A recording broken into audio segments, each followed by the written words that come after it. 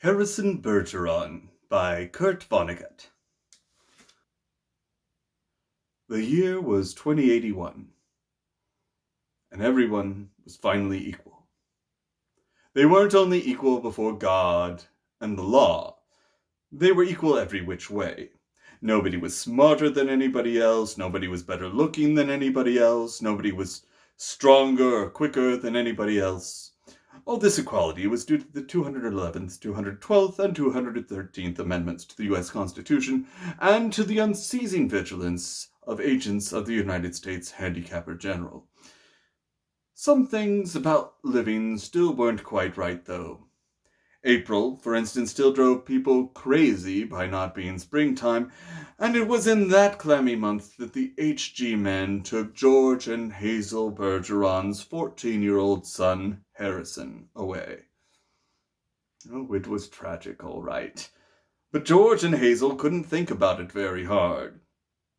Hazel had a perfectly average intelligence, which meant she couldn't think about anything except in short bursts. And George, while his intelligence was way above normal, had a little mental handicap radio in his ear.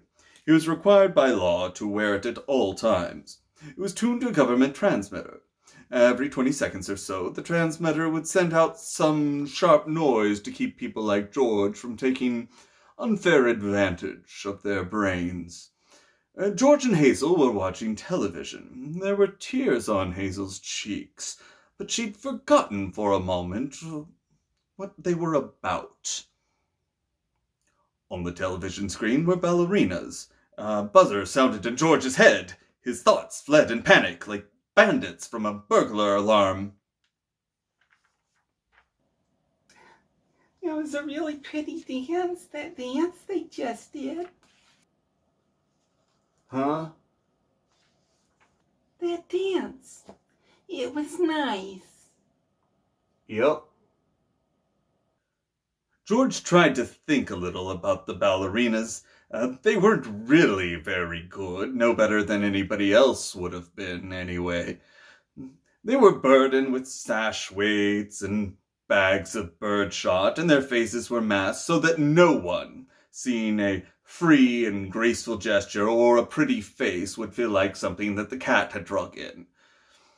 George was toying with the vague notion that maybe dancers shouldn't be handicapped. But he didn't get very far with it before another noise in his ear radio scattered his thoughts. George winced. So did 2 out of the 8 ballerinas. Hazel saw him wince, and having no mental handicap herself, she had asked George what the latest sound had been. Sounded like somebody hitting a milk bottle with a ball-peen hammer. I think it'd be really interesting hearing all the sounds. All the things they think up. Only, if I was Handicapper General, you know what I would do? Hazel, as a matter of fact, bore a strong resemblance to the Handicapper General, a woman by the name of Diana Moon Glampers. If I was Diana Moon Glampers, I would have chimes on Sunday. Just chimes. Kind of in honor of religion. I could think if it was just chimes. Well, maybe make them real loud. I think I'd make a good Handicapper General. Good as anybody else. Who knows better than I do what normal is? Right. George began to think glimmeringly about his abnormal son, who was now in jail. About Harrison. But a 21-gun salute in his head stopped that. Boy, that was a doozy, wasn't it? It was such a doozy that George was white and trembling. Tears stood on the rims of his red eyes. 2 of the 8 ballerinas had collapsed to the studio floor and were holding their temples. All of a sudden, you look so tired. Oh, why don't you rest your head on the pillow so you can rest your handicap bag, honey bunch? She was referring to the 47 pounds of birdshot that was in a canvas bag which was padlocked around George's neck. Go on and rest the bag for a while. I don't care if you're not equal to me for a while. George weighed the bag with his hands. I don't mind it. I don't notice it anymore. It's just part of me. You've been so tired lately. You just kind of wore out. There was just some way we could make a little hole in the bottom of the bag. Just a little hole. And just take a few of them out. 2 years in prison and $2,000 fine for every ball I took out. I don't call that a bargain. If you could just take a few out when you come home from work. I mean, you don't compete with anyone here at home. You just sit around. If I tried to get away with it, then everybody would try to get away with it, and then we'd be all right back where we started in the Dark Ages with everybody competing against themselves. You wouldn't like that, would you? Oh, well, I'd hate it. There you are. The minute people start cheating on laws, what happens to society?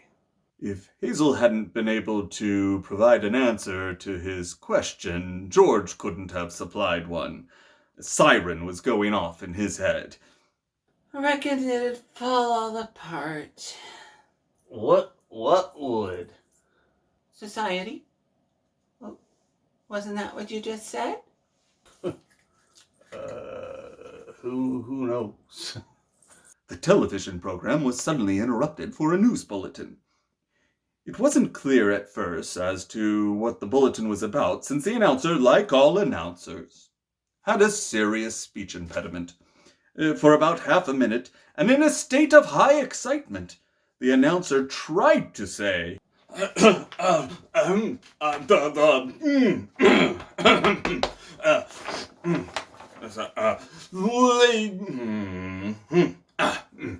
ladies and ladies and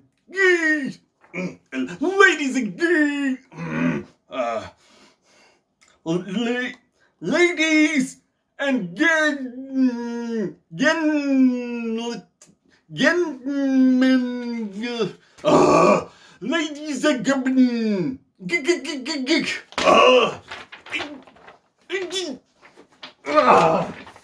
he finally gave up, handed the bulletin to a ballerina to read. That's all right. He tried. Well, he should get a nice raise for trying so hard. He did the best he could with what God gave him.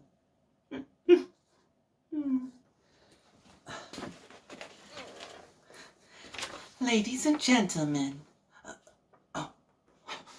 Said the ballerina, reading the bulletin. She must have been extraordinarily beautiful, because the mask she wore was hideous. And it was easy to see that she was the strongest and most graceful of all the dancers, for her handicap bags were as big as those worn by 200-pound men. And she had to apologize at once for her voice, which was a very unfair voice for a woman to use. Her voice was a warm, luminous, timeless melody. Excuse me.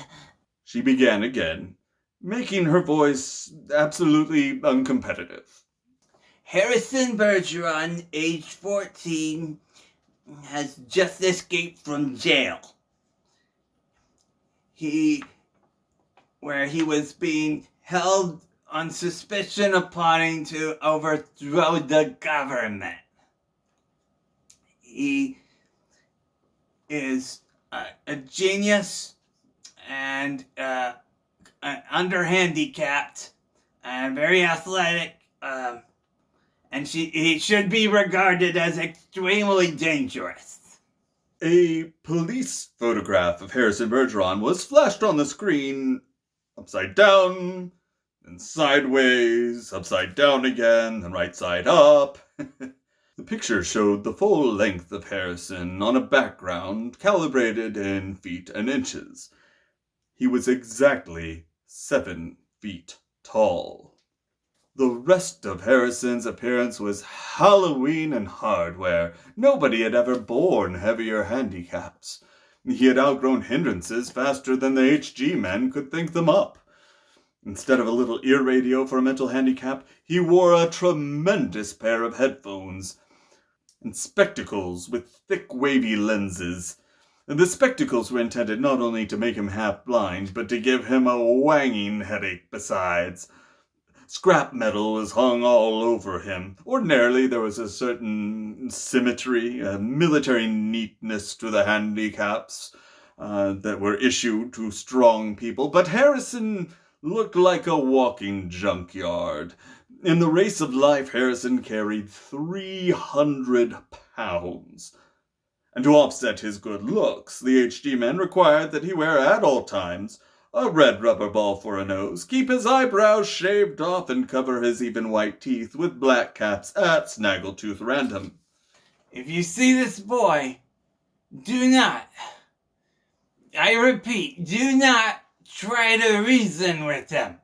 There was a shriek of a door being torn from its hinges. Screams and barking cries of consternation came from the television set. The photograph of Harrison Bergeron jumped again and again, as if though dancing to the tune of an earthquake. George Bergeron correctly identified the earthquake, as well he might have, for many was the time his own home had danced to the same crashing tune. My God, that must be Harrison. The realization was blasted from his mind instantly by the sound of an automobile collision in his head. When George could open his eyes again, the photograph of Harrison was gone.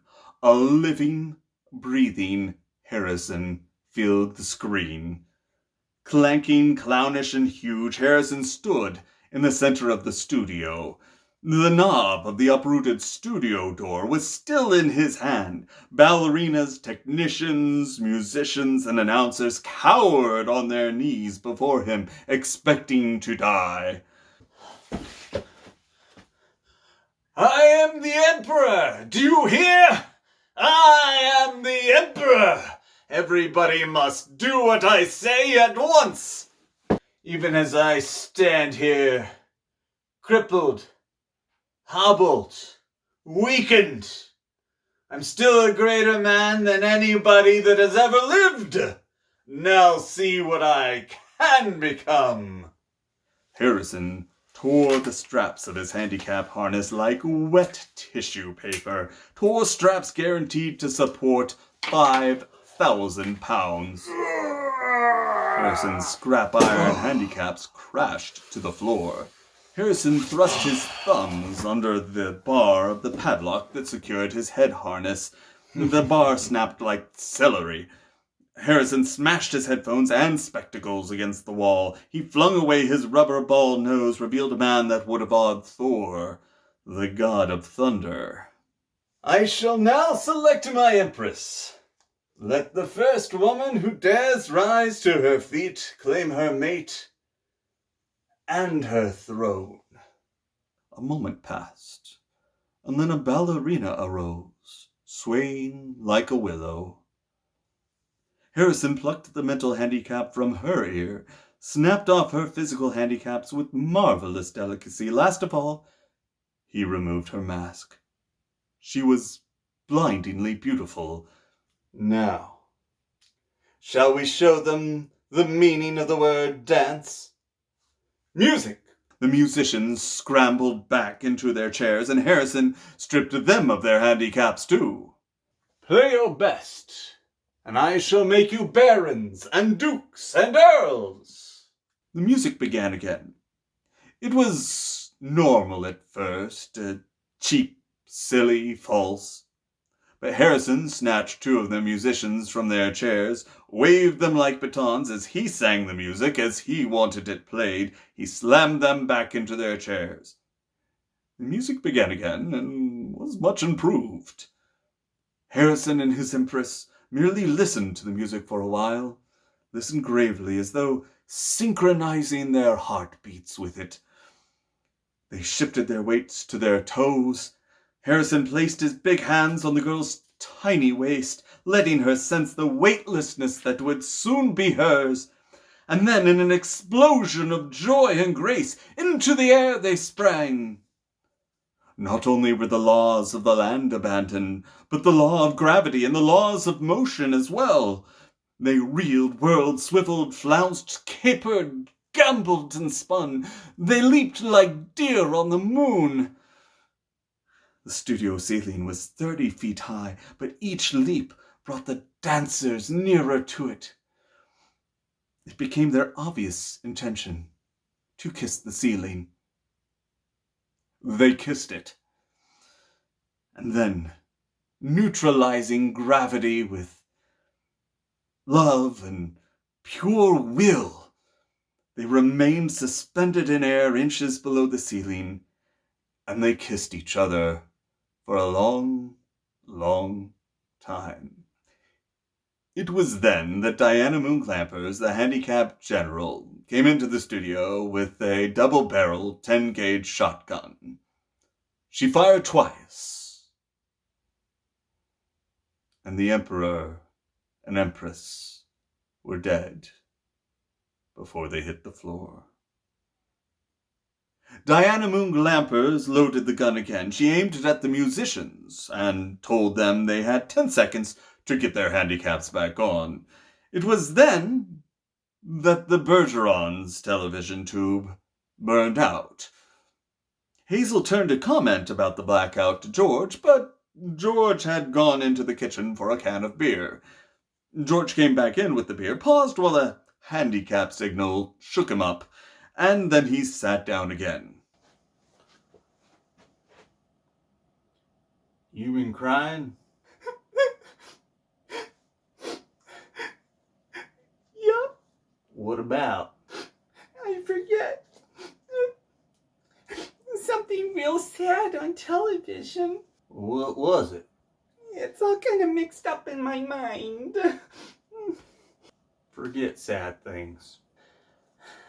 I always do. That's my girl. George winced. There was the sound of a riveting gun in his head. Gee, I could tell that one was a doozy. You can say that again. Gee, I could tell that one was a doozy.